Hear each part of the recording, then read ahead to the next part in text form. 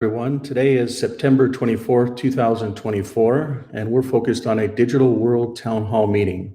We're also joined by a group of concerned individuals from around the globe that have been consistent for many years in joining this Digital World Town Hall meeting. Some of the things that we'll focus on will go as follows. We'll start out with an opening prayer by Billy out of New Zealand. We'll do a general review of tonight's basically advancements and updates over the last week, which will basically take about 30 minutes. And then we'll have about 30 minutes of general Q&A. So we're thankful for those that are joining us, particularly those that come from dedicating their world to really the betterment of humanity and for the future of humanity. Wally L. Terrence, as a reminder, this is a private membership association. Some of the things that we'll talk about may be forward-looking comments. For those that are new, we're basically focused in the digital world around creating a system for the future of humanity that stops the secret combinations from what they've been doing for generations and generations. And what that is they basically work behind the scenes to take over different industries. Maybe it's the financial industry. Maybe it's within a country in the financial side. Maybe it's within media or technology or health or pharma or oil, etc. These secret combinations work together to then take over systems, whether it's through selection or election within governments. Those systems basically work out within the private ecosystem, like we just talked about with the different systems, or in the public's world. So when they take over public systems like governments, they can basically control monetary policy and other policies through executive orders or crazy elements like that. The funding processes and where a lot of the money comes from and why some of these systems need to be rebuilt and cryptographically managed ties to what's happened within the worlds of finance, because he who controls the money will control the rules. And when you can control the rules, you can control everything from supply chain to food. And when you can control food, you control people. So really, this is all about control, taking centralized control and enabling decentralized systems for the future of humanity. For those that may be new to this particular thing for us transitioned in 2008 when we were focused on centrally managed systems for almost over the last 30 years to decentralized systems and building systems that basically work within that, namely 3 operating systems, one at the server level, one at the mobile level, and one at the layer level. We'll go through the details of what that means. But in the end, what it enables is the difference and fine balance right in the middle of freedom and governments around those centralized versus decentralized systems. The way that people use it is through using cryptographic keys or wallets that tie to it. For those that are not aware, we have built decentralized phones, as well as many other technologies that tie to these phones that enable the individual to basically verify and identify themselves. When they actually do it, then they can actually tie to decentralized applications that replace Apple and Google. So mail, calendar, contact, messaging, not only that, but where you go and what you do and how you prove who you are. And these words, in this case, it's 24, in most cases it's 12, it links to something that you are, like a finger or a face. Faces tied to Apple-based devices, which, these devices don't actually have all of the different capabilities. Sorry, turn that off. They don't have all the different capabilities of synchronizing all the apps, but it works cross-platform. Again, whether it's Android, whether it's Apple, or whether it's CLEAR-based environments.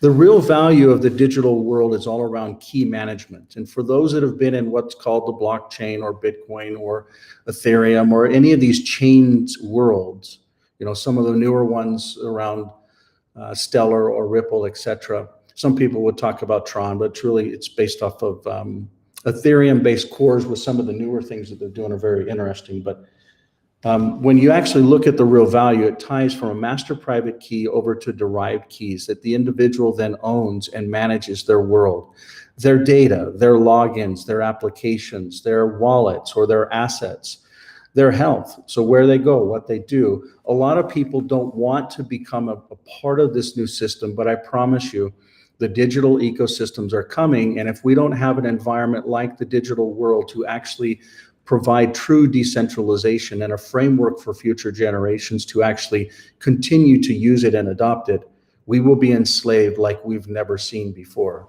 So we're grateful for you taking the time. Some of the special things that we'll talk about today is, instead of November 5th, 2024 being the election day, we believe that there's already a president in the United States of America, whether you look at it from a selected or elected process. September 24th, today, will be the day that this technology and system basically gets given to the President of the United States, not just him as an individual, but to his family. And not just to his family, but to the family of the United States of America. We're going to go through what this really means and why this is important. When you look at some of the different donors that are out there to the campaign, the Trump campaign came through Utah just a couple weeks ago. We're grateful for not only him coming here, but I'll tell you a little bit about when we went down to Florida.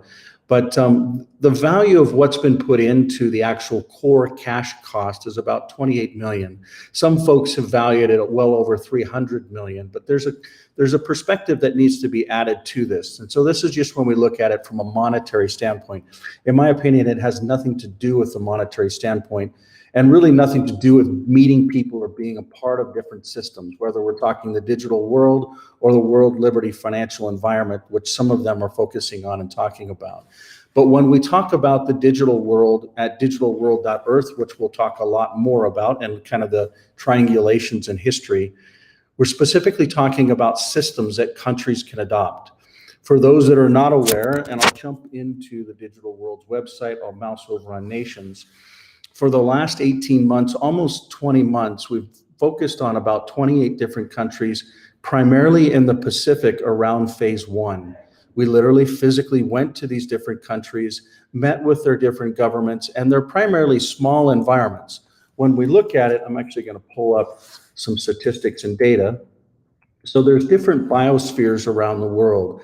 The Pacific environment is actually the smallest one, but makes up the most decentralized environments. For instance, within the Pacific Union, these are the first 8 countries that are actually looking to adopt. There's another one that we're working with in South America, a very large one, but these are the countries that are initially starting it. And when we look at them, they basically cover almost half of the earth, over 40 billion acres and 25,000 islands. And the reason that it started within this environment is because it's the smallest environment. They come together in what's called a Pacific Union. That union, similar to the European Union, focuses on 2 things: privacy for the individual as a human right, as well as travel. I personally believe that in the future, travel is going to become something very different than it has been in the past. And so when we look at some of the environments that we're talking about, the American Republic, the Mexican country, the Hawaiian Kingdom, some of the indigenous communities, the Hopis, the Cherokees, the Chickasaws, the Navajos, these are wonderful environments, the Utes, these are wonderful environments that can literally enable the future from a sovereign standpoint. So this being said, this is an interface or an example of what the American Republic system looks like. I'd like to just take some time, actually we've got it up right here, and actually dig into the details of... Go ahead. But yeah, no, it was good. Say again. I think we're getting some feedback somewhere. Oh, I've already muted. That's wonderful. So we'll jump back over. So some of the systems that we're specifically talking about is around the individual. The individual's own ability to actually take their own identity and own it and control it from a true decentralized standpoint. Not just an asset like what the current Bitcoin ecosystem would look like, but around who are they? What is their data? What are their apps? How do they move around on this earth? Where do they go? How do they verify who they are? What is their reputation? And all of the details that tie to the individual. There are particular services that fold right into that, primarily around what we call the Life app, which we'll go through here in a second. This Life app is a very simple app, and it works within different regions. So when we look at some of these different environments, kind of like what we went through here, where we've got, American Life, Hopi life, Mexican life, Hawaiian life, Tuvalu life, Samoan life. These are different environments that literally enable the individual to actually operate within their respective jurisdictions, but also to be able to verify and identify or even vote within those regions. So we believe that we're one world and one planet, but we all have our own cultures and our own citizenship based upon birth. But in the future, will that be the case based upon just physically where you are, or will you be able to choose where you want to live, where you want to vote, where you want to have a voice? And so these particular systems like American Life, which comes with those 12 words that links to the actual individual, will basically enable things around all of these services that we just started talking about, not just identity, but health, voting, finance, commodities, equities, and currencies, and then how currencies actually interoperate within a local jurisdiction as well as environments around the world. And then if someone has a concern or an issue, similar to how the court systems work, but all digitally based, a dispute management system. So the identity management system includes things around birth certificate, or adoption, or marriage, or drivers, or even death. So the life cycle of how that identity works and how it's passed from generation to generation, from a parent to a child, or other environments. There's different relations. We won't go through the details, but the individual identity is such a very important part of this. And I would say that majority of the identity systems in the world will be based upon these same principles, hopefully. It's based on what's called CARI, from a technology from a gentleman named Sam Smith. He's also based here out of Utah and on the core team. The health side of it ties to a technology which we won't dig into today, but it is amazing. It's been around for well over 17 years, and we come from a history of massive health, and that's a primary driver of why this whole system and technology is even here. It goes from health and then to genealogy, or whakapapa, who we are, where we come from, and how that relates to one world and one people. The ability to vote. So we know that on the 5th, there's some key things that are coming up around how people can actually have a voice. Imagine the ability to just literally simply just select a particular individual. They open up an application. The application uses derived keys. The derived keys open you or your family, and then you can actually have a voice. This uses 5-factor authentication, something you are, something you have, something you do in a certain space and time, to be able to cast a vote for a particular environment. That voting process can span the whole world, or it can be tight based upon a certain region. So not only does it publicly, just like a financial transaction within the blockchain environment, or let's say that people are familiar with how Bitcoin works, but the same type of public key, private key, but there's also derived keys and transparency around how all of it works. So we believe that in the future, the voting systems are going to become very serious, because this will probably be one of the last elections where voter fraud will run rapid, like it has for many elections in the past. But if we give the individual their identity and their voice, then the individual can actually be in charge of their own destiny. But along with that becomes a responsibility and accountability that is also very, very important. So after voting, there's a financial management system that ties to real world transactions with basically no cost, but there's no government and there's no banks in the middle of it. Imagine a transparent system where you really have a system that's actually backed by real world value. And so when you look at it from commodities, equities, or currencies, the value of it is literally going back to the core of who we are, at least in the Americas. So USD is what people are used to. USC is actually a coinage that can be backed by real assets. I'll go through a specific and help you to kind of see specifically what I'm talking about. So imagine if a silver asset is purchased, and I won't go through the details today, but let's say a particular silver asset or a particular gold asset is actually purchased, and there's a tokenization process around combining a digital receipt that ties to that. And it's not just coinage, but also foilage. So these are foil-based assets Also, an innovative company out of Utah that's helped build this, as well as other parts of the region, which we won't be specific, but imagine real silver or real gold in real foil assets like we did dollars, have their paper, but this is actually the real asset itself. So imagine gold and silver foil or coins that actually tie to a monetary system that changes things for humanity.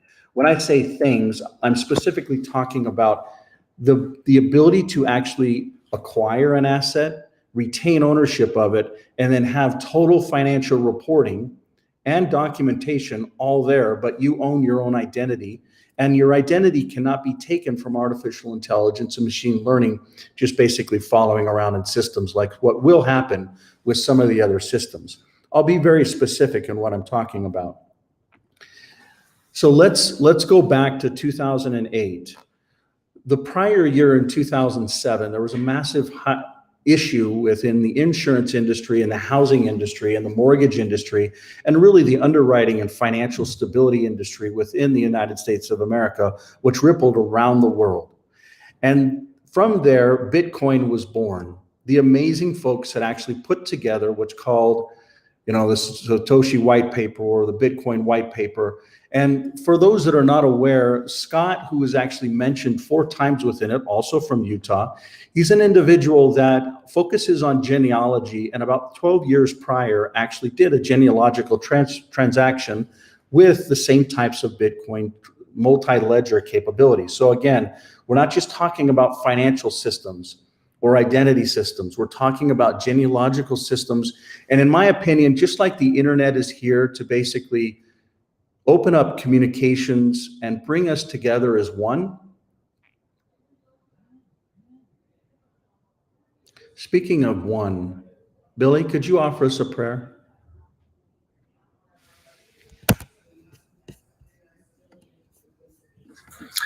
You know what? I almost forgot that part myself. That's so exciting, isn't it? But we really need to stop and just remember. Yeah. Okay. It's all you. All right then. Okay. Let's bow our heads and focus our minds just for a second. E te atua whakapai hoki ia koe whakatapua tingoa tapu I roto tuinga tapu ai Ukraine. Father, we thank you for today, and I thank you for my family here that are concerned with the issues that are affecting every man, woman, and child and baby on this planet. And we just pray, Lord, that together we would have your wisdom instilled in us, that we together with clear hearts and minds and clear sight and line of thinking, that we may discuss these issues and come to a position where we understand how to mitigate threats, advance a positive outcome for our brothers and sisters. Father, we thank you. We ask for your guidance today in the name of Jesus. Amen. Amen. Doesn't get better than that, does it? Slow down and remember why we're here, especially as being one. Thank you, Billy. And thank all of you You're for welcome. continuing to just show up every week as you have for years and just help us to document this transition and this important work. As we were talking before, 2008, Bitcoin was announced. And over the last decade, well, almost 16 years, the end of next month, it'll be, I want to say 16 years. There has been quite a value transfer to this particular asset. The issue with Bitcoin is not the asset itself, it's the ability to use it and to actually be an individual, not around privacy, because there is public and private key encryption with Bitcoin. The problem is around transfer times. It takes on average about 10 minutes to transfer a Bitcoin, but the cost is not crazy. You think about that.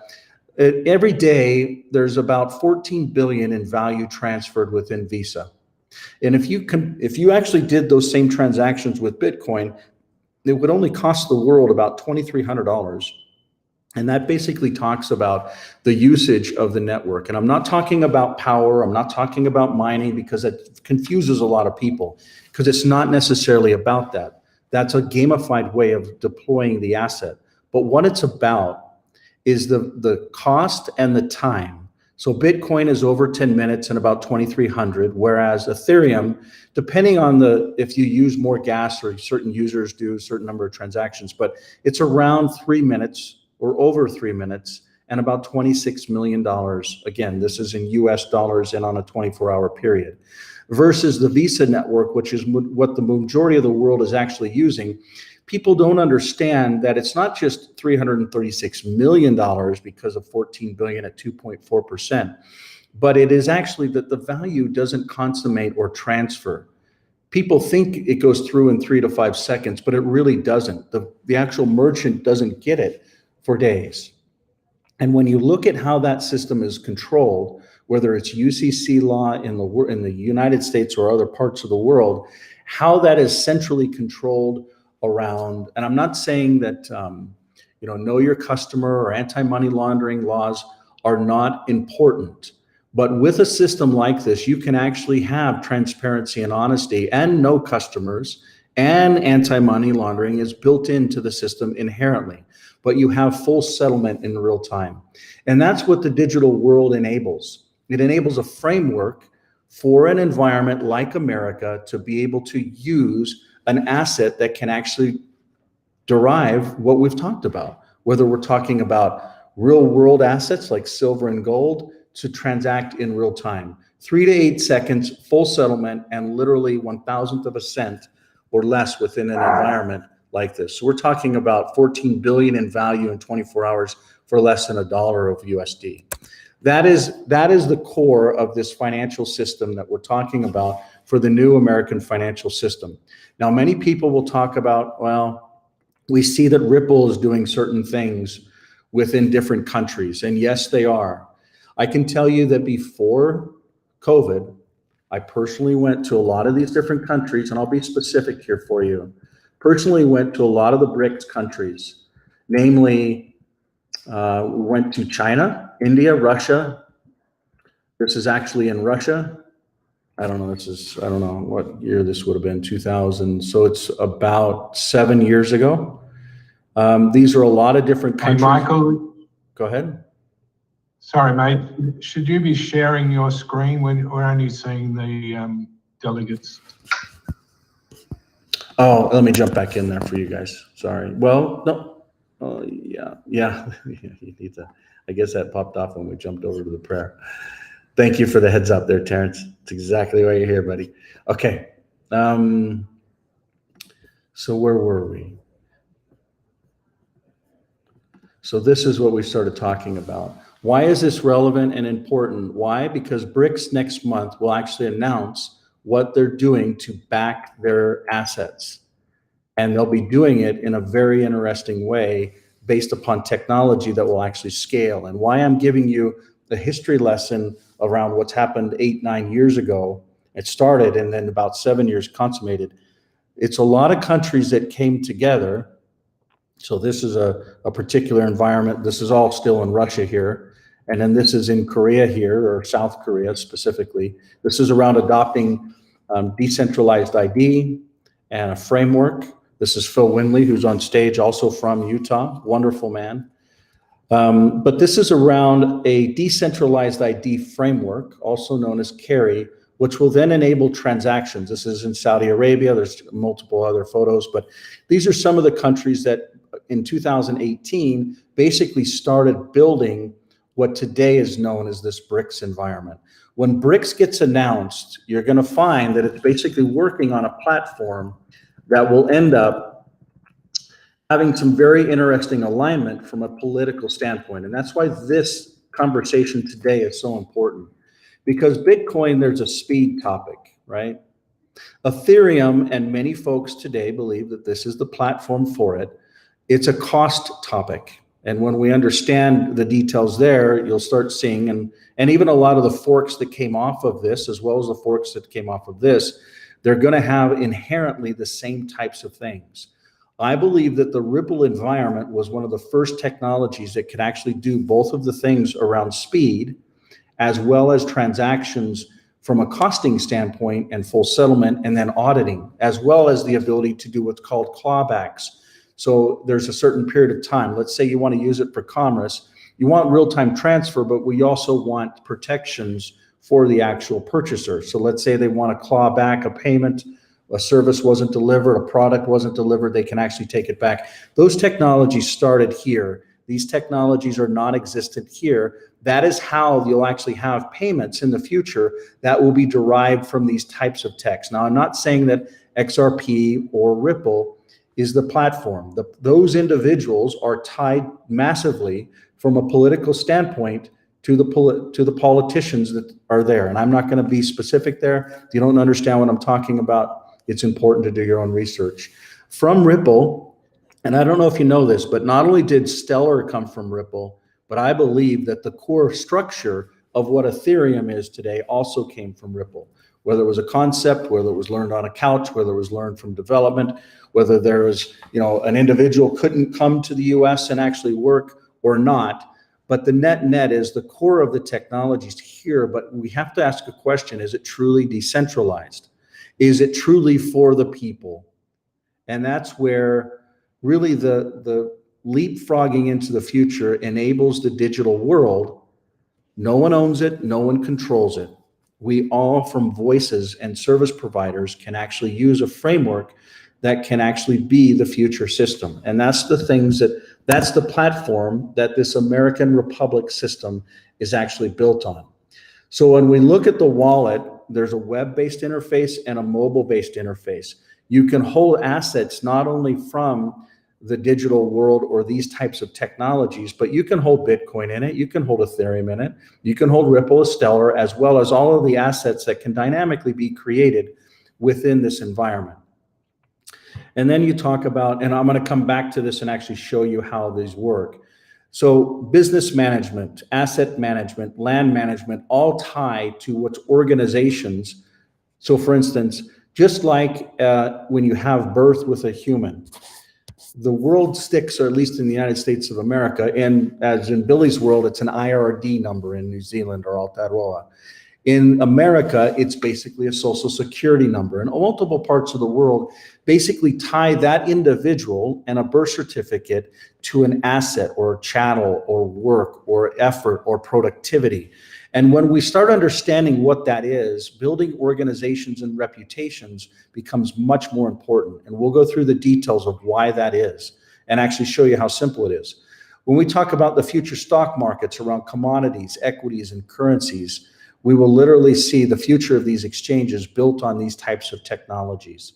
When we talk about coinage, and particularly the United States coin, which is already in effect, already has laws behind it that are massively adopted and understood and realized, and legal. It's important to understand that. And then the difference between legal versus lawful, or the law, and how disputes can be adopted based upon what's right and based upon how humanity actually has a voice and a perspective, not necessarily based upon colonialism or laws that have been commonly pushed down. So it's easy to actually stand up the Constitution. And when we talk about the Constitution, we're talking about literally going back to the roots of what our forefathers in the United States of America set out for, as well as not just the Declaration of Independence, but also the Declaration of what's called unity, which is actually here behind me, originally signed by many around the world, this document here.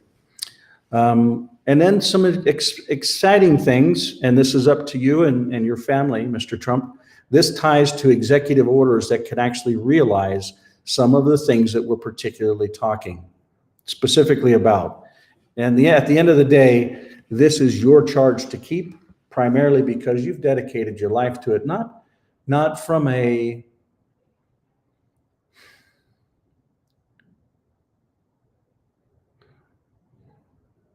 well, it's not right for me to even say that.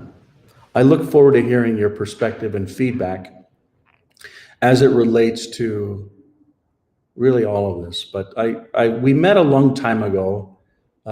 We actually talked about this at your home. I gave a phone. You had me talk to some individuals on your team. The following day, I was snagged on the street and asked this question. This was the following morning after meeting with you. And we've been consistent since then. So this is actually going in to do a keynote speech at an event down there in Miami and just randomly asked this question. Not about NFTs. What's your favorite NFT so far? It's not about NFTs. What is it about? It's about decentralizing the world, and this is just one piece of it. Underneath NFTs is a financial system that'll reset, and underneath that is digital ID that'll reset. And then we'll have sovereignty and freedom. Nice to meet you. Nice to meet you.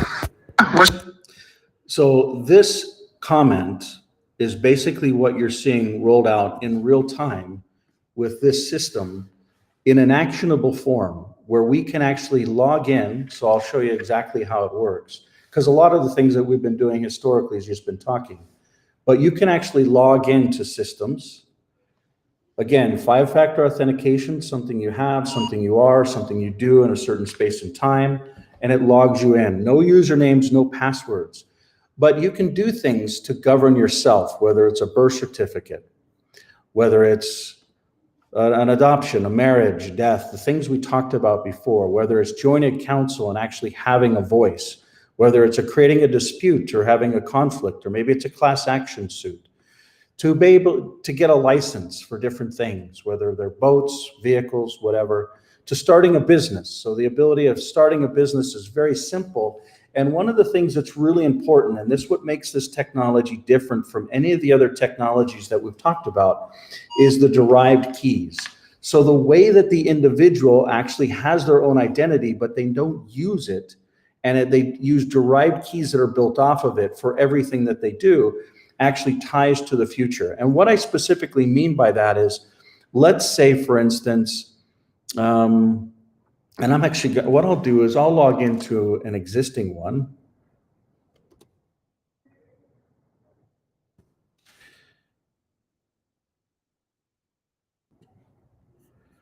So I'm going to log into a different jurisdiction. So let's say that Hawaiians and Americans are actually not the same. And there was actually a thievery that happened a long time ago, and it, just like other things haven't been made right. But let's say that an individual actually wants to register a vehicle. They can register that vehicle and then scan that vehicle and pull up information. Is it stolen? Is the vehicle registered? Is it identified? Is it insured? Who are the drivers? Who are the owners? Without providing the actual data around their identity, so to speak. So imagine, if you will, all of the details of all of your life, whether they're vehicles, whether they're, I'll jump back into this, whether there are other assets. Maybe it's a home, maybe it's land, maybe it's a voice and a vote, maybe it's a business, and you can actually have within this business, you can actually have owners, and you can add other owners. Again, the way, and I don't know if you're familiar with what's called a decentralized autonomous organization, but in the state of Wyoming, they actually focus a lot on decentralized autonomous organizations. But what about other businesses or sororities or societies or trusts or special purpose vehicles or just even corporations that are general, whether they're C Corps or others? The ability to start these businesses and then have certain things, whether it's patents or copyrights or identities that actually register to them. For instance, I'll pull open an example of Tesla. So we've all heard about some of the wonderful things there, but let's talk about some of the specifics. Think about how this organization is domiciled, where it's located physically, where it operates digitally, the reputation that it has, the assets that it has, the holders that it has, the people that actually manage it or govern it. So an individual has their own identity, while an organization or a company has its own identity, while an asset has its own identity. And not only that, but it actually has its own reputation. So the reputations are actually decentralized in fashion. So there's no Fannie Mae, no Freddie Mac, no mortgage industry that then ties over to FICO, which is Fair and Isaac, two people that came together to tie to some algorithms that basically just profile people and take their data. In this ecosystems, people don't lose their identity. They don't lose their data. They own their data. They can share their data as they want to. If someone says, you know, I want to be able to identify you, they say, okay, scan this, push this, and I'll verify who I am and share the data with you. So it's really a futuristic system where all of these things can basically be realized for the betterment of humanity. So I'm going to go back into that same system here. And if you notice, I can log in and out of these systems securely, and no one can actually come behind and take some of the things that I'm doing without having a physical device that ties to encryption keys that then ties to something physical. So even if you lose your keys, you don't lose your identity because you literally, it ties to you physically. And then you have derived keys that tie from that. So I hope that the things that we've gone through around the individual identity, around voices, around a legal system and framework that extends the Constitution that the founding fathers of the United States of America really built on, how licensing or businesses or voting or assets can basically be managed. And then there's a system to actually manage those other systems as well. But I hope that as your family takes the time to understand this important work, we can all come together in unity and focus on the future. Currently, we're working within environments, other countries that have actually gone through the selection process. In the year of 2024, and there's some individuals on this call that I'd like to introduce as well, but these individuals here, 20 people, brothers, fathers, mothers, sisters, they took their last breath because they ran for the president of the Mexican country, Mexico. You can believe CNN or whatever source you want, but it's commonplace in other environments. It's not an assassination attempt. These were actually taken. This woman on the 5th of June was elected or selected to be the president of Mexico. Things are changing. October 1, in 6 days, she will actually gain full control. This is an environment similar to America. Instead of American life, it's Mexican life. Imagine the same systems being able to identify themselves and unite together around who people are, but giving them their privacy. Those are some of the things that we're working on. And in joining Mexico and other countries, maybe Belize and others, into this Pacific Union that then ensures that human rights around privacy and travel are basically adhered to. People may think, why are you talking about travel? You'll find very soon, May 5th of 2025, the literally, let's see here.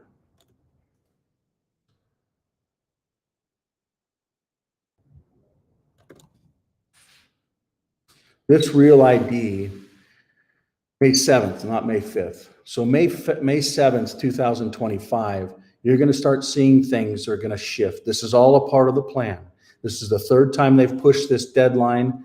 And if people don't have a particular symbol, and that symbol represents an encrypted ID.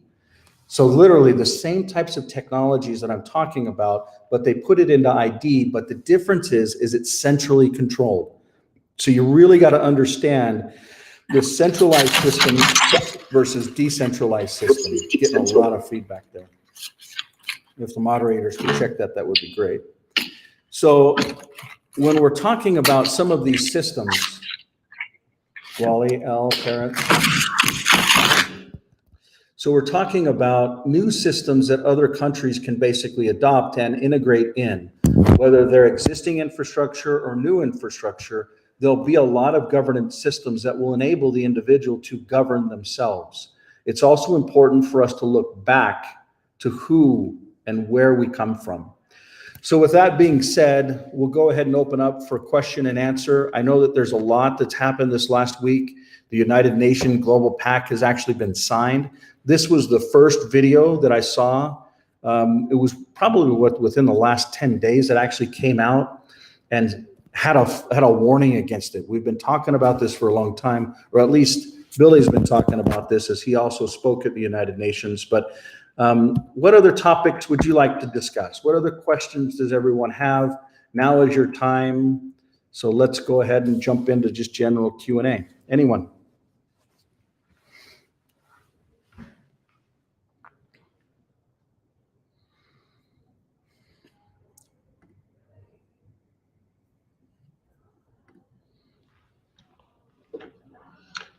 Michael, I was sharing with you earlier that in Australia we have 1 week to make public submissions for the misinformation, disinformation bill down here. Yeah, thanks for grabbing that.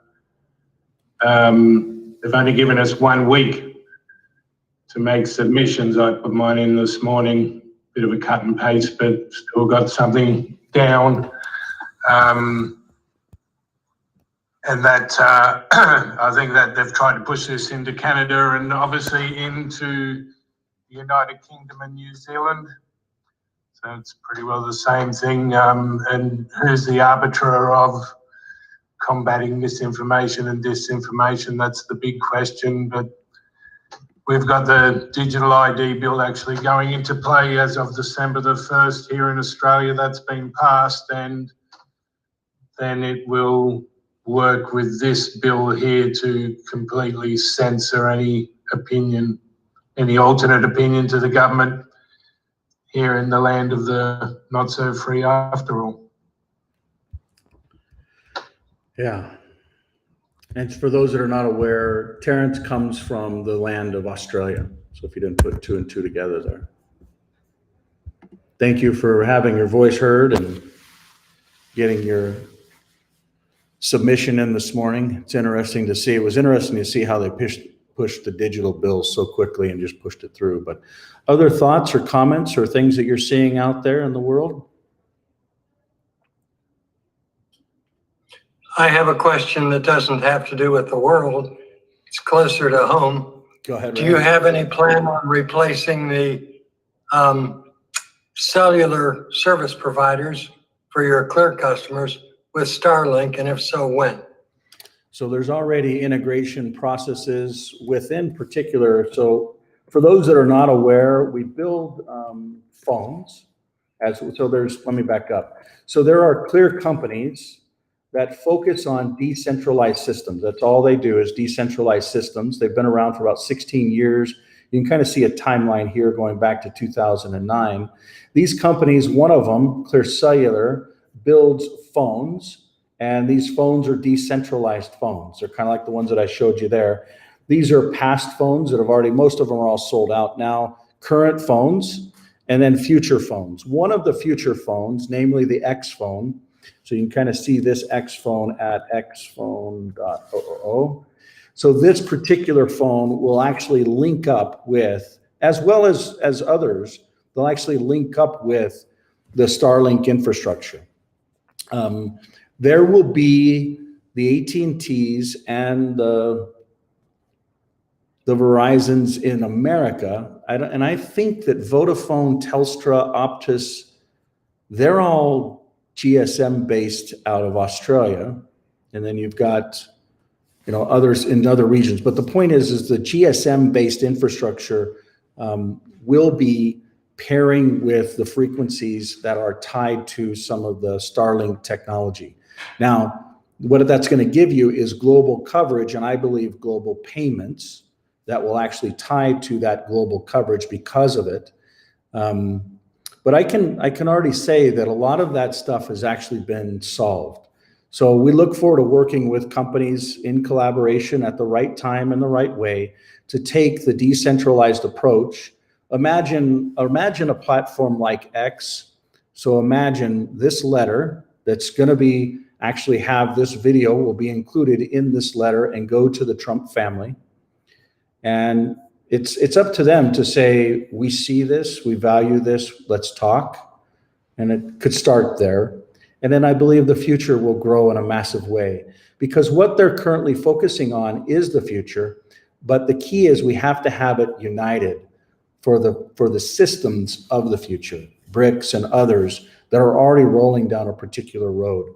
We've got to make sure that there's alignment there. So this X-based system, imagine it authenticating with some of the technologies that we just showed you around logging in and identity. Imagine that it actually uses, where's the X life? There we go. Imagine that it uses the same type of process. For instance, the gentleman that actually started X, or Twitter. He actually is focused on decentralized social-based platforms. It's really simple to deploy this into that environment. And it's not just a matter of your question, Ray, around coverage and integration, but it's a matter of taking decentralization and connectivity globally, putting those together, and then giving people their sovereignty and their freedom based upon them owning their own identity and data and transactions. So the simple answer is yes. Is it already working on most of the phones and platforms? Some would say it's starting to, but there's a lot more work that actually has to happen and be realized. So, and there's some stuff that's still very, very early, which is not appropriate to publicly discuss. Other questions or thoughts?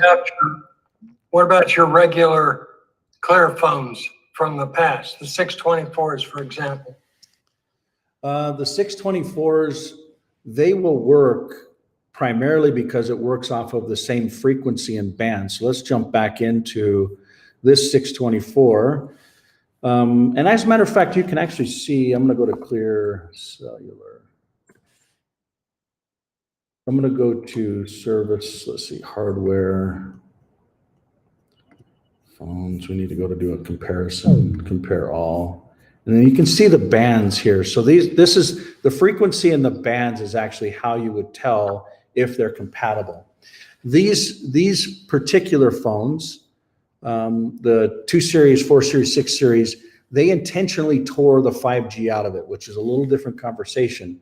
But the bands and the frequencies should work with the Starlink-based infrastructure, because I think it particularly, if I remember right, the voice stream bands, 700 megahertz, was sold to T-Mobile, or to Sprint, then to T-Mobile, and T-Mobile partnered up, and that's how these particular bands and frequencies are built in. So these phones work with, they're unlocked, they work with any GSM provider globally, and particularly the T-Mobile one runs on the Deutsche Telekom based platforms and other parent or sistering companies, so should work just fine.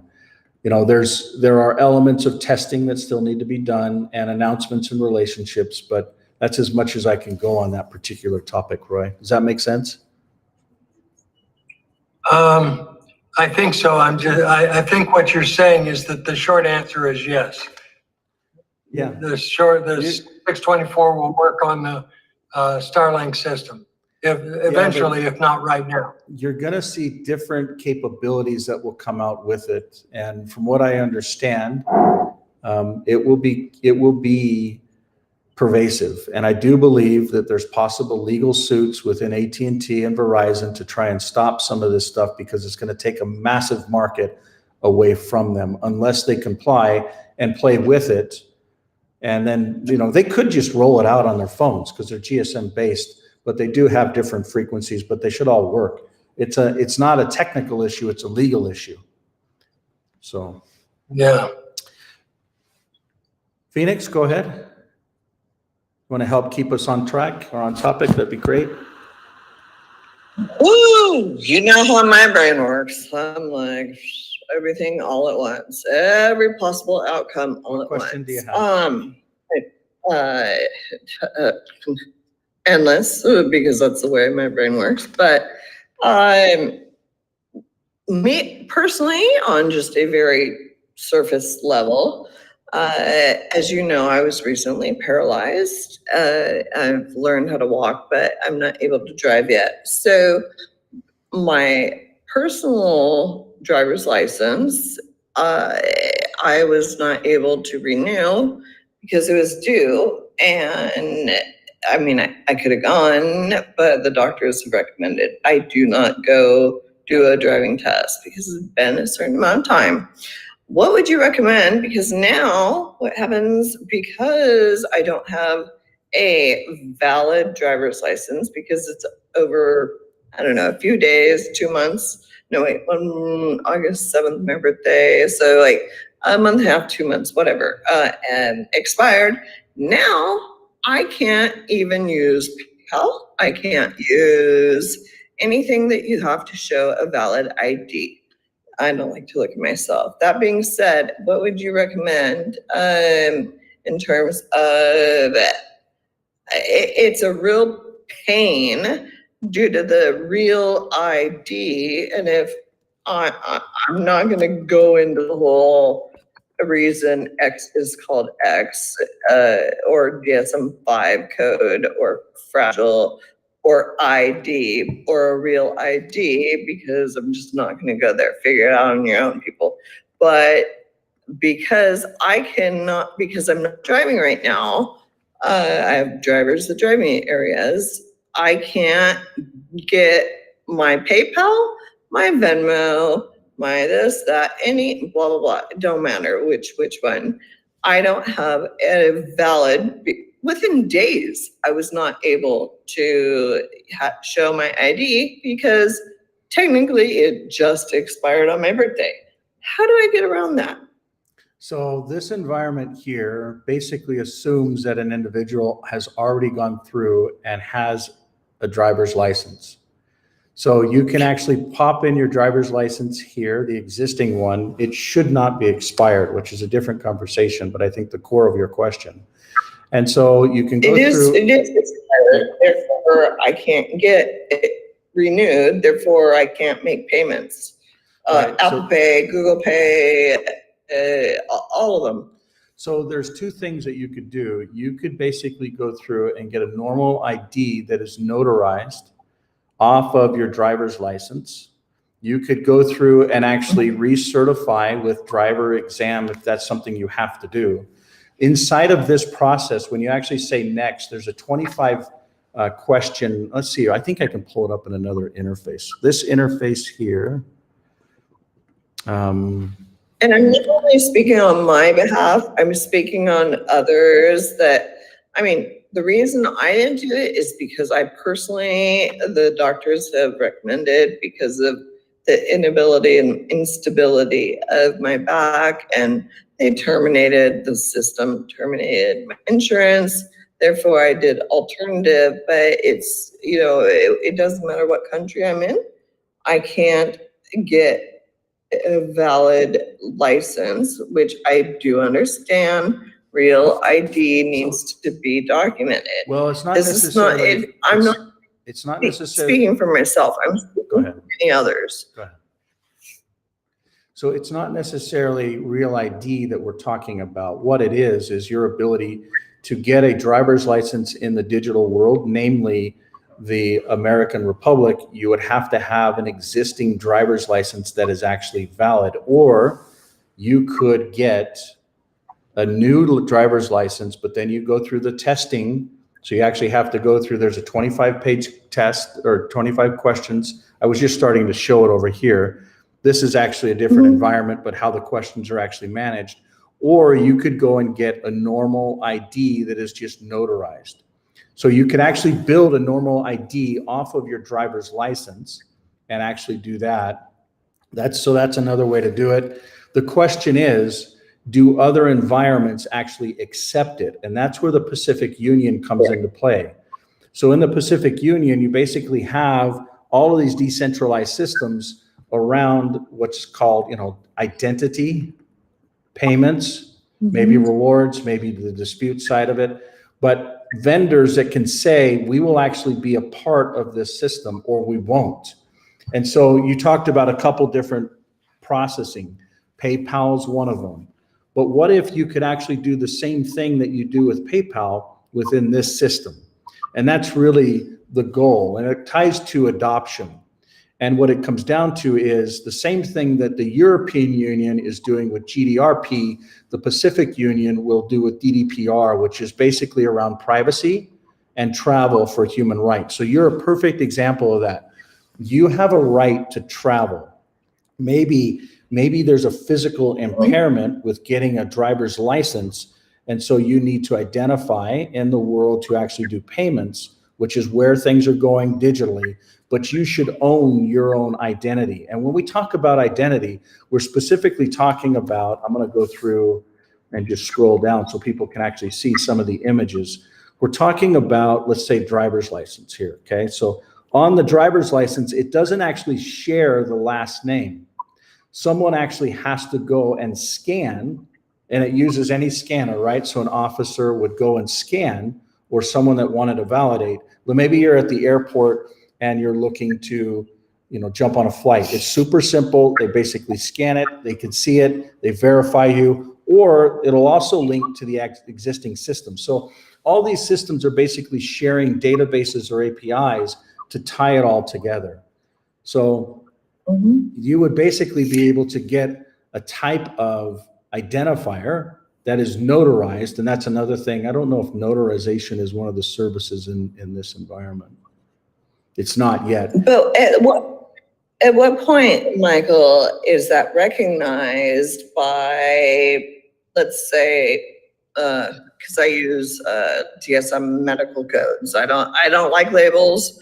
I can't stand them, but a neurotypical, which means a normal person, DSM-5 neurotypical individual, so TSA, or someone checking you in. At what point, at what time does someone say, I see that ID that you have. I have no idea what it means. We're going to need to send you over there because Right. we don't know what that means. So Because I've been through that. yeah. And so some of the things that we're talking about are the clear companies. And the clear companies, one of the things that they'll be focused heavily on is actual physical identity. And so other people know, Yes. other people know the term, or back to your point, sometimes you go through the airport and you go through TSA. What other options do you have? Could you go to a different line and just use your eyes or your fingers? And in the future, could that data be decentralized? And would people adopt that data if it were decentralized? I'm going to point out one thing from a legal standpoint. No. Well, I guess I won't. There's basically a trademark around Clear. These ecosystems own it worldwide. So for those of you that are putting 2 and 2 together, you have an answer. I've answered it as close as I can for travel, but I think you may have put the dots together. So if you basically use something that you are in a certain line, in a certain way that uses decentralized credentials, that is the future for physical travel and identifying. Does that make sense? That does make sense. Now let's integrate the fact of having global diplomacy, which goes through Washington, not a UN passport, but a global diplomatic passport. I still, let's say I have that. Let's say I'm getting that. I have docs, I have not submitted it. Why? Because the companies, the foundation, the Cousteaus, the Keats, all the different foundations that I have worked my tail off, but I still, because I couldn't go to the drivers, the DMV, and get my license renewed. Now PayPal, Venmo, none of them will accept it because only for the fact that it's expired by a few days. So how do I use that right now, here and now? Right now, what you do is you do this thing called opting out. And you actually look at yourself as a free individual. And so when you go to that line and they want you to put in that ID that's valid, and then they want to take your picture, and then they want you to go through a scanner, I'm not going to say it's good or not good for your body. You guys can determine that. But you can literally say, when they want to take your picture and input it in, you can say, I'm opting out. And they will try and deter you by wasting your time and giving you treatment that makes you feel second. But that is the way that we have to give up something. Either we're going to give up our privacy for convenience, or we're going to give up some convenience for our privacy. And that is exactly what I would recommend you do today, is you opt out. When they want that photograph, go ahead. Second question is, how many companies globally that I've been setting up? What happens if I'm not in the US to do my driver's license? Got residency here, passport there, citizenship there, et cetera, et cetera. But driver's license, I've never applied for in other countries because I have drivers where I go. For multi reasons. One, because of being paralyzed, and now I'm walking and completely almost back to 100%, to be honest with you. But in another country, do I have to physically go back to the United States of America at this moment in order to be able to get a notarized addendum? You would go through the same process in other countries. For instance, some of the countries that we work with, like this is Tuvalu, or you've got New Zealand or Aotearoa or others, you can use a valid driver's license to get another driver's license in those countries, just like you can in the digital world. And then they become, go ahead. But what if they're expired? They're not valid. That's the point. So they become that basic asset if you want to start over the process. So that what they'll do is they'll force you to verify that you can actually drive, or you can see, those types of things. There's physical things that you need to verify within the existing system. So we're not looking to replace the existing systems and checks and balances that keep people alive and safe. What we're doing is we're taking the existing systems that's centrally controlled and basically enabling the world to take their privacy back and then link to those centrally controlled systems. For instance, I could actually have a driver's license. I'll show you.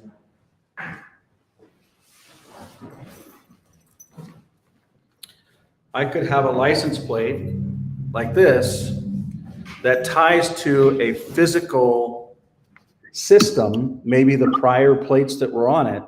But then if an officer scans this, which the cameras won't work to do this, they can work on the numbers, but they can't surveil you that way. So they can still verify, who are you? Who owns this car? Is it stolen? Is it registered? Is it insured? They can do that from these systems, but these systems tie to the existing centralized systems. So the existing, license plates and VIN numbers and same types of processes that they're already used to, but it enables the individual to say, do you get to see my last name? And if they need to, then they can verify it through a process. We're going to announce that process next week because it goes to another individual here in Utah that was actually killed.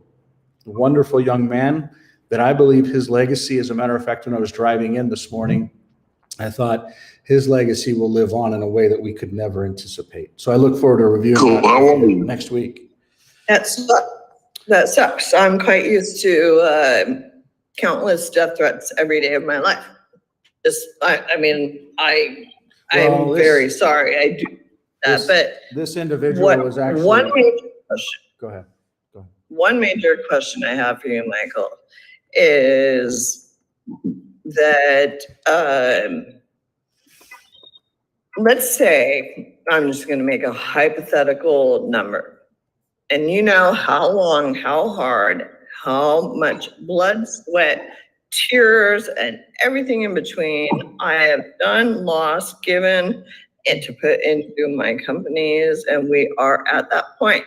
Now, let me ask you a question regarding that. The way the system is right now, you can't take a bulk money out, like a large bulk money. Let's just hypothetically say a small number, like $1 million, even though it might be much more than that, like a lot more, hypothetically. Okay. How would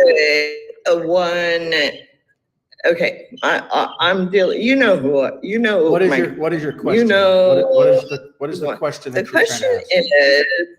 is at this moment in time, in your opinion, I have my own opinion and others, but in your opinion at this time, is it safer to withdraw large amounts of money in different countries that are completely clean 100% and have been cleared into a digital platform or into a private sovereign wealth bank account that cannot be touched. I would recommend going into a physical platform that has a digital receipt.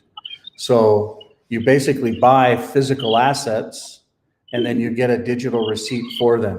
And you can turn these physical assets in if you want for the digital asset, or you can turn the digital asset in for the physical asset. So there's a relationship between these two, but you come out of the fiat system, the currency systems, in whatever currency you're in, into the common platform of gold or silver that has a digital receipt. And then again, you can go back into the fiat system, or you can go back into the material. If you want to get the actual gold and silver shipped to you, you can do that as well. So that's the common denominator. Does that answer your question? It does to a degree. You just ring a bell on a big level, check your receipts. Don't worry about it. Don't worry about that. But the main question is, one more question, and then we'll jump to other folks if that's okay. Go ahead. It's pretty serious. So the question being that I had with my cousin and Tesla, you know, my partners and everybody is where we're at right now is what I with you about a couple weeks ago, creating a private sovereign wealth bank account. It would protect us from potential storms that might hit, you know, who knows when. Wouldn't that be the safest way to maneuver funds at this moment in time, and then eventually put into a trading system that we know will work, correct or not correct? No, I would say again, you want to get out of the physical or into the physical asset world that is gradually appreciating and out of the currency world that is massively devaluing. So you want to literally go away from the banks, away from the fiat systems, into real precious metals, gold and silver based primarily, with digital receipts that then people start accepting. And that acceptance is where things, you know, there's a whole future in this ecosystem within the Pacific Union tie into it. So there's a whole nother conversation there, but the banking systems. Perfect, thank you. But I request, I can't get a hold of you, by the way. My signal, because I'm out of the country, my signal will not connect to you. I need you to connect to me off of Signal, Okay. either WhatsApp or some no key worries, or no something. worries. But thank you. It makes perfect sense what you're saying. And yes, my cousin and all those are just in discussions on how we go about this. So I would appreciate we talk very soon because time is of the essence in my portion. I got a message from your cousin just yesterday. So, but we'll talk. I'll reach out to you. Thank you. Next. Okay. Good. Next questions or thoughts?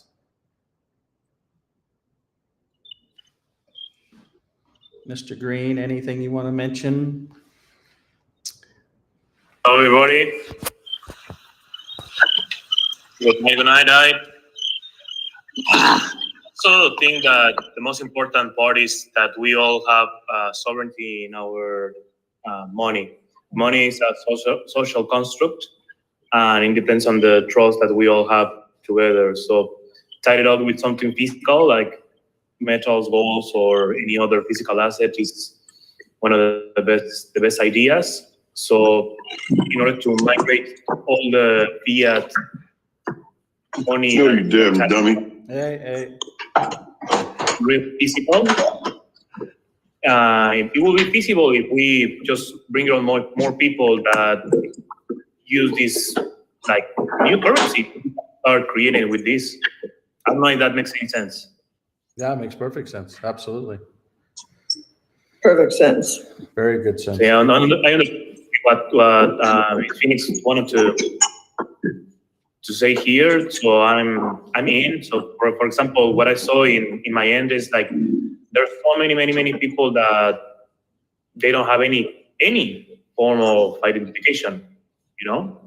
So if we can be able to provide something that they can rely on, and they have the ability to have an identification, and we have all these kind of systems for us to be able to financing them, and then for be able to like create companies, purchase vehicles, or be able to rent or whatever.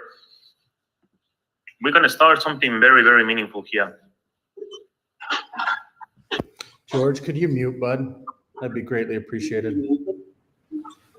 I absolutely agree with everything that you just said, due to not only the fact that there have been, because of where I am and my love for certain areas between the Pan Union, as well as all of South America, North America, and so forth. I believe that there are so many people that have certain issues that are snagging them, and whether guilty or not. In this case, there is no one running the United States of America. I'm sorry. There is behind the Michael. I know what you're thinking. No, I'm trying to get. Let me clarify. I understand more than people give me credit for. I play my role really well, I guess. Let's just say it that way. I know how to run.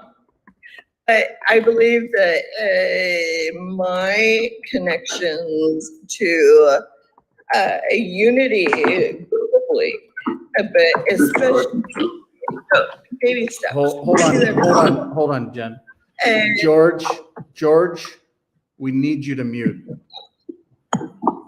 I'm sorry, Michael. Thanks, buddy. Appreciate it. I was muted Go ahead, already. Phoenix. I saw you. Go ahead. Other questions, topics? Thanks, George. All right. If may I continue with this train of thought that I had? Please do.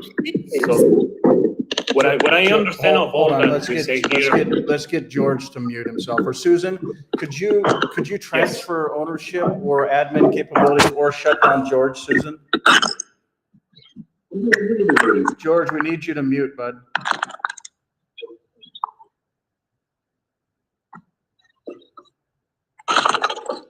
Go ahead, Mr. Green. I'm trying to mute. Now you got to unmute. There we go. Yeah, perfect. Okay, perfect. I totally forgot that I muted.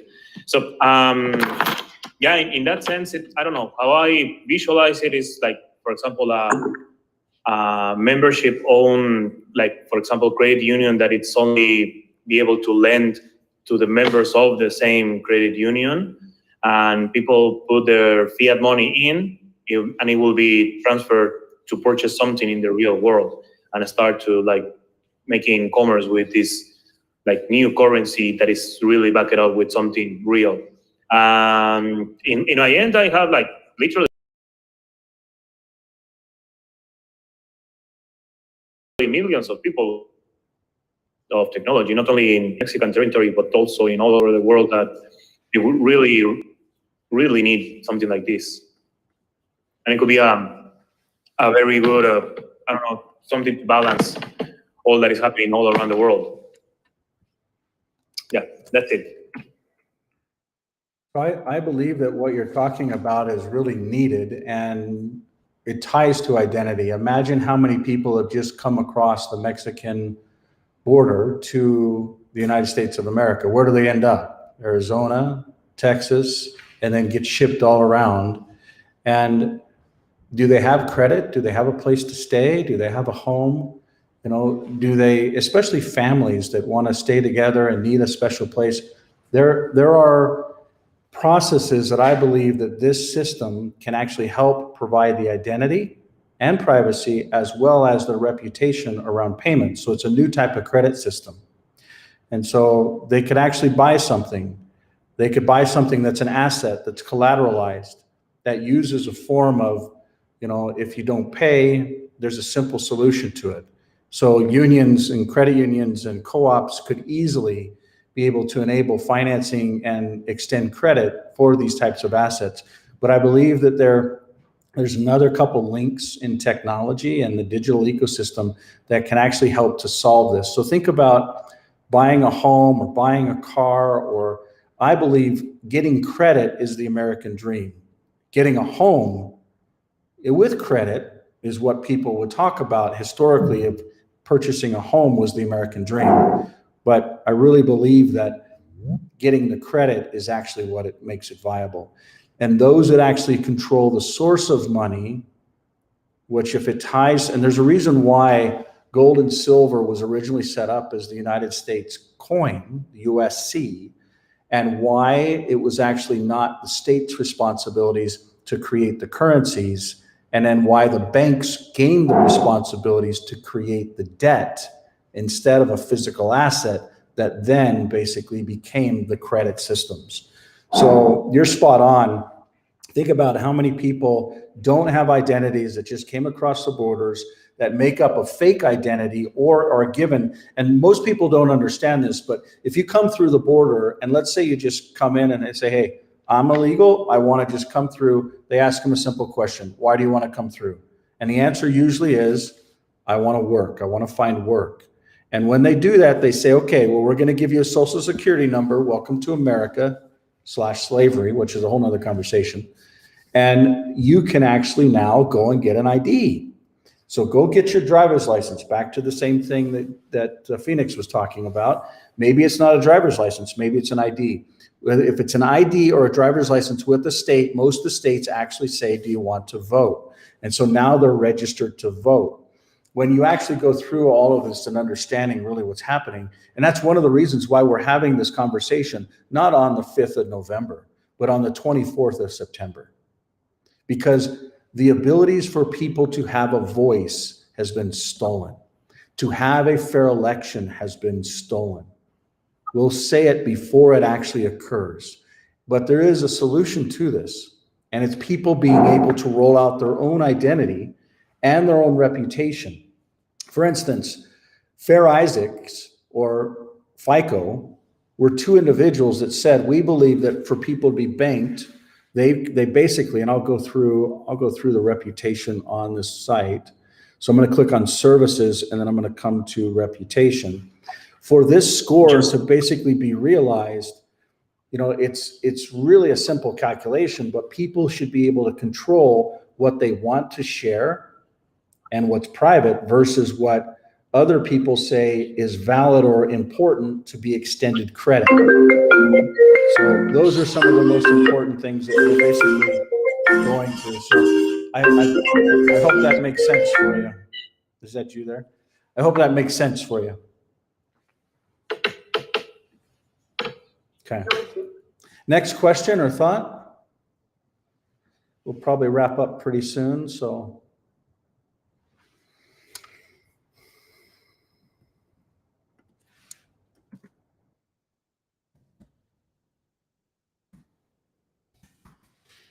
Okay, are you with us? No, he checked out. Billy, any thoughts?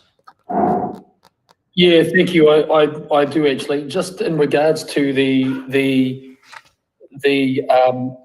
note that backs the gold coin and the silver coin, is when will that be operational, or is it operational already?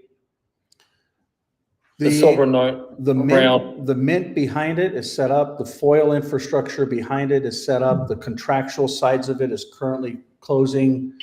The ability to transact from these different assets technically functions and physically is capable. Most people don't know this, but in Utah, the actual biggest export that they have is gold and silver and copper.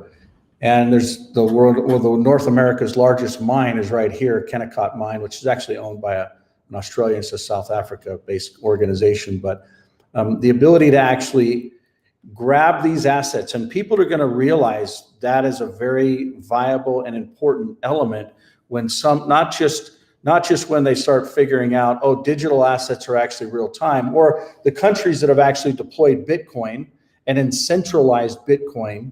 So for instance, there's 4 countries that have deployed Bitcoin as their currency. And then when their citizens figure out, I can't go buy a loaf of bread and wait 10 minutes. I'm not going to do that. Oh, well, here's this Lightning Network where you can basically put in a little bit of information about you, maybe your name, your birth date, maybe a phone number or an address.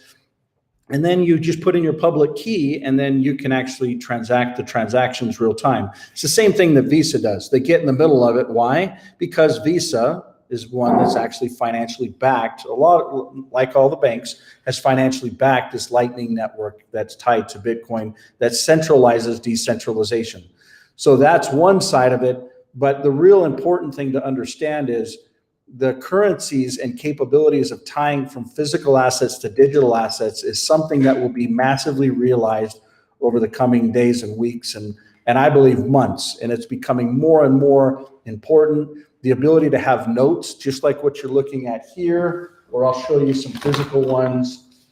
This is a physical example that you can kind of see as well. So this basically can be melted down, and there's physical gold inside of this. So you're seeing the same, for those of you that can actually see the video stream here.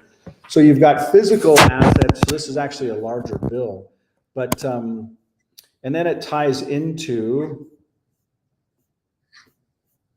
the ability for these different countries, when you see what they're doing. For instance, China has been amassing silver and gold for many, many, many decades. This is not something that's new. I was actually in China when they took the renminbi within the banks, and they did this all in one day. They basically said all of these different assets that are within the banks are now digital. And this is how, so they literally shut them off one day, turn them on the next day. And they're backing that with gold, with real gold. And it's it's not fictitious, like it's really real. And so you'll see. Okay. Go ahead. Yeah, so what I'm getting with this, Mike, is that I've got my profile here in New Zealand, and I have a heap of people that that are wanting to get their money out of the ordinary trading banks. They want to invest in minerals or metals rather. And so if there is a way that I can introduce that to our networking market here, I wonder whether that might be something people would be interested in. The thing that I would need to understand more about would be the tender aspect of it, and how it actually works, so that these people, if they want to say, right, okay, I want to buy $500,000 New Zealand dollars worth of gold through the system, how do you see that would roll out?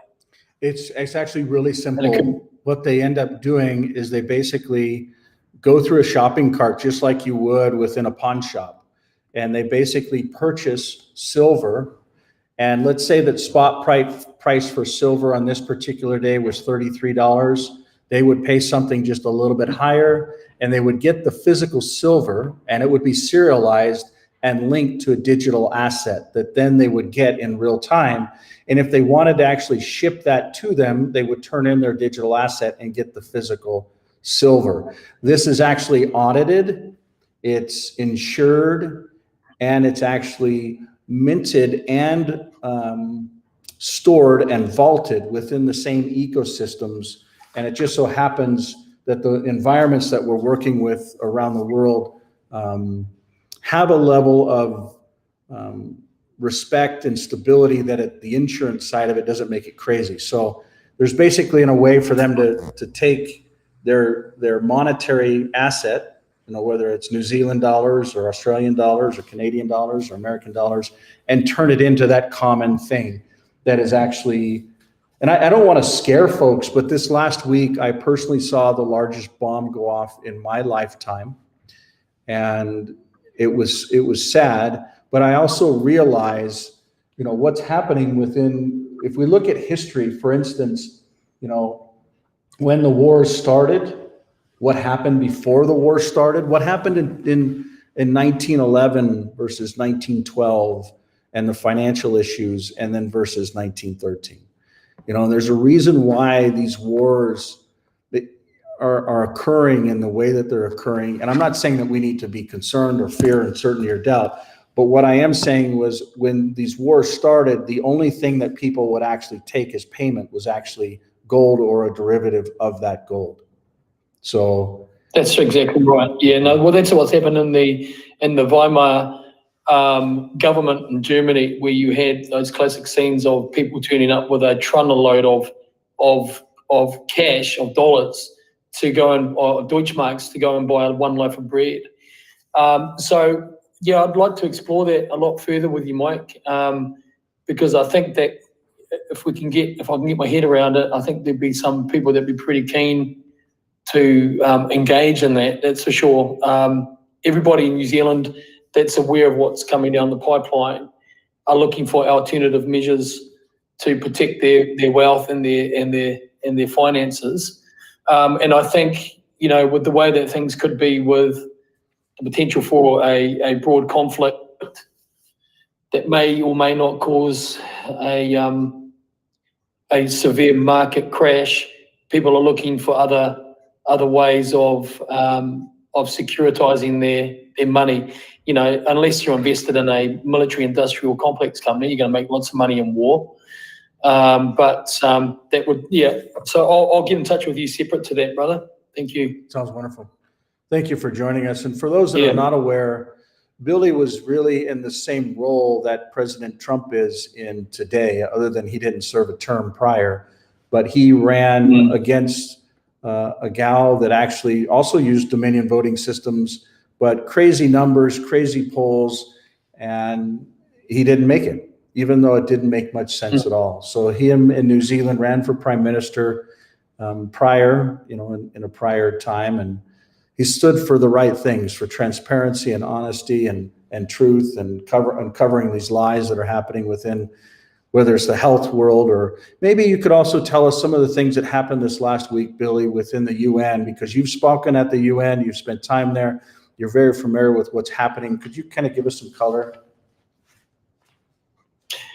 Yeah, sure. So, so you had a clip, a video, a YouTube clip lined up just a minute ago, and that's with the House Republicans standing on the steps of the House, I believe, out the front there, and they were getting ready to do a press conference, which they delivered.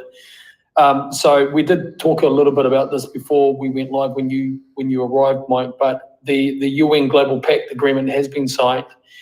The UN Global Pact agreement is a multi-level, multilateral agreement that gives the UN authority to direct countries on how they will respond to global shock events, whether it be a medical, a climate change, an economic conflict, global shock event. They will direct and have the authority now to direct countries who have signed up to this in their response. So that means that regardless of the priorities of New Zealand or the priorities of the US or whatever country in the world, if your government has signed up to this, decisions will be made without any consideration to the needs, wants, and will of the people of that jurisdiction. That's been signed off. That will usher in a new era of global governance and the loss of national sovereignty, which will, of course, will affect your personal and private liberty and your privacy.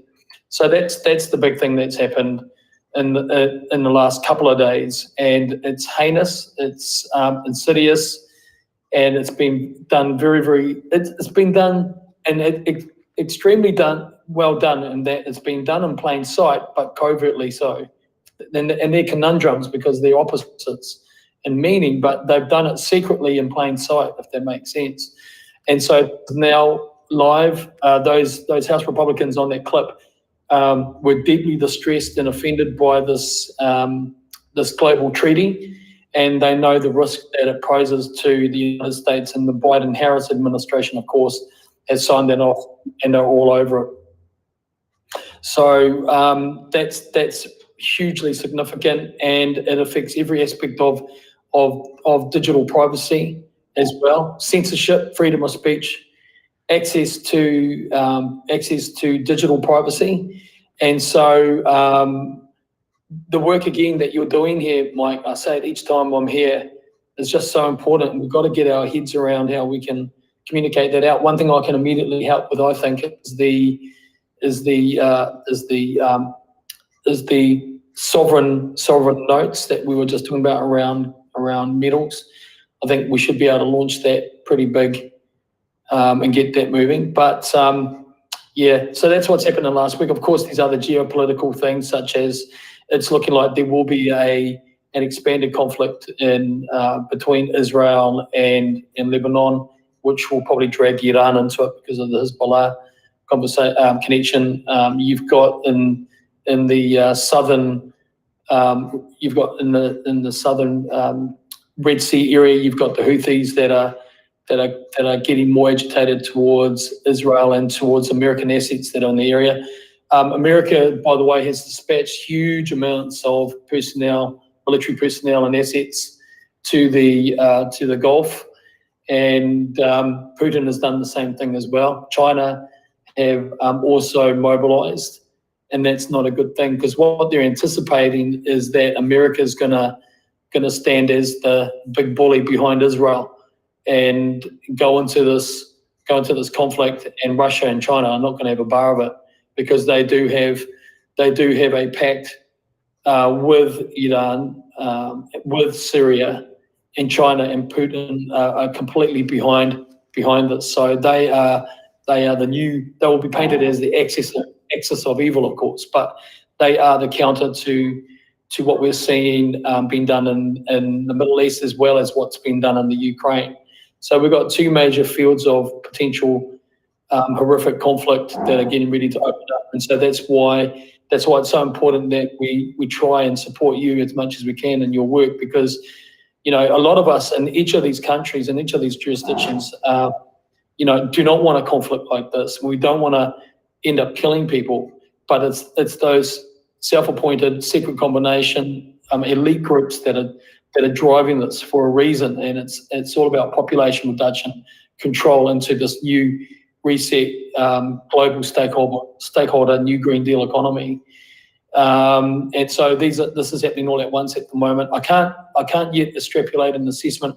I'm happy to see what's going to happen first, whether there's going to be, because this global pact is signed off, whether there's going to be another global scamdemic. Is it going to be an economic collapse?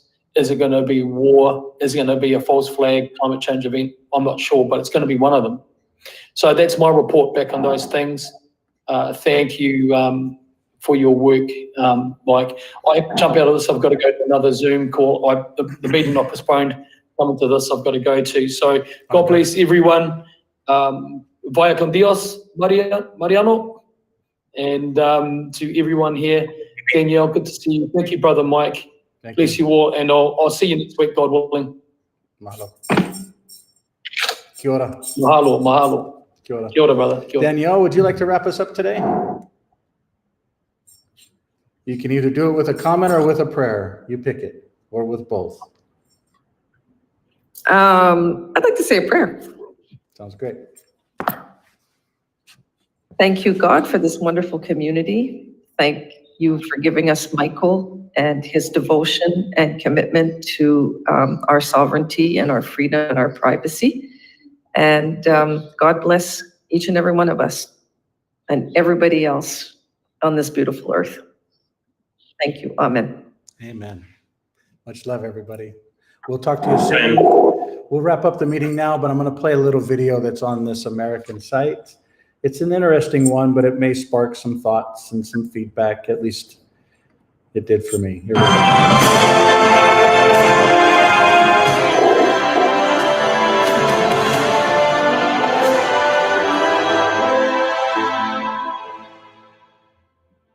The Wizard of Oz, what it really means.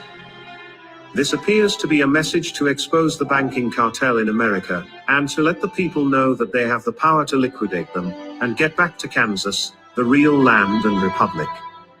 The Wizard of Oz, written by L. Frank Baum, is not just a mere story. What is Oz a symbol for? Ounces. What is measured in ounces? Gold. What is the yellow brick road?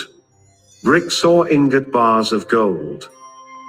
The character known as the straw man represents that fictitious, all caps, legal fiction, a person the federal US government created with the same spelling as your birth name. Remember what the straw man wanted from the Wizard of Oz? A brain? No juristic person, legal fiction, paper corporation has a brain because he or she has no breath of life. What did the straw man get in place of a brain? A certificate, a birth certificate for a new legal creation. He was proud of his new legal status, and all the other legalisms he was granted. Now he becomes the epitome of the brainless sack of straw who was given a certificate in place of a grain of common sense. Now, what about the Tin Man? Does taxpayer identification number, TIN, bring anything to mind? The poor Tin Man just stood there, mindlessly doing his work until his body literally seized up and stopped functioning. He worked himself to death because he had no heart or soul.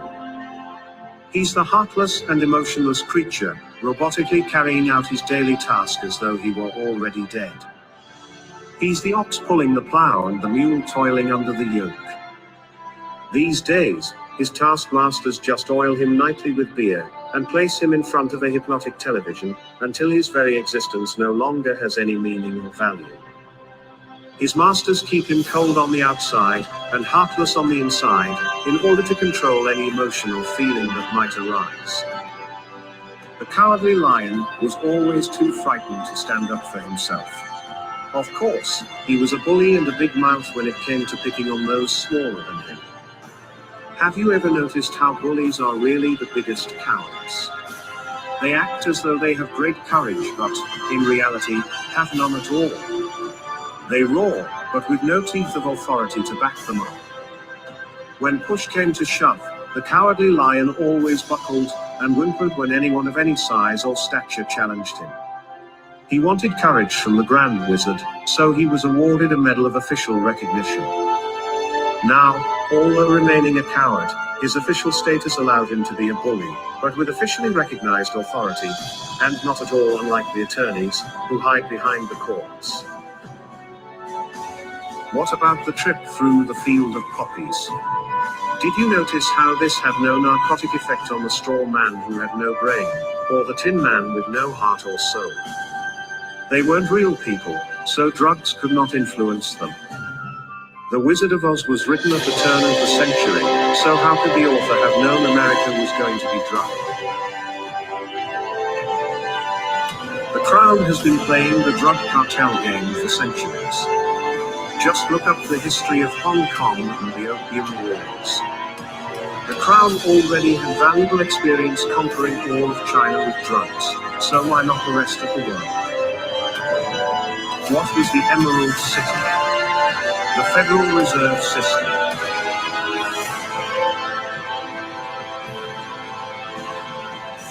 Who finally exposed Wizard for what he really was. Toto, the cute and somewhat annoying little dog. Toto means in total, or all together in Latin. What was it that the witch wanted after she alleged that the little dog had bitten her? Toto, or everything.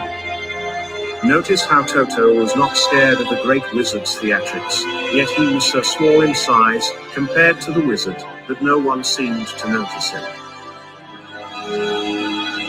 The smoke, flames, and holographic images of Oz were designed to frighten people into doing as the great wizard commanded. But Toto simply padded over, started barking until others paid attention to him and came to see what the barking was about.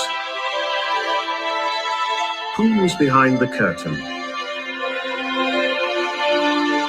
Just an ordinary person controlling the levers that created the illusion of the great wizard's power and authority. When Toto pulled back the curtain and completely exposed him, the charade was at an end. The veil hiding the corporate legal fiction and its false courts was removed. The wizard's game was up, and what was the afterlaw? A con man, a fraud. We can see, in this tale, just how loud the bark from a little dog can be. Most of us remain silent and wait to be given whatever food and recognition, if any, by our legal masters.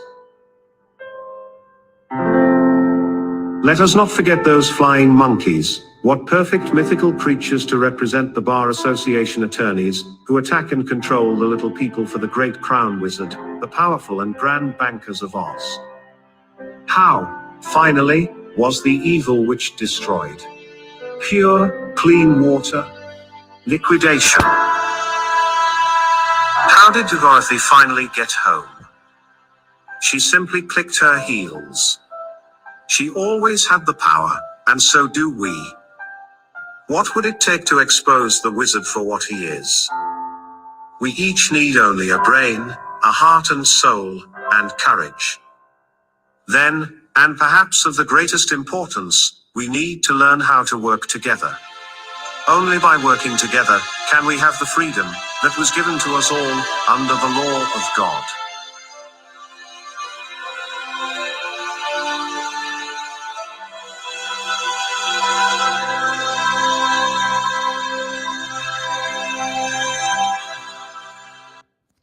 I hope that the Trump family understands the importance of this work and how it truly can unite us. I look forward to a conversation in the future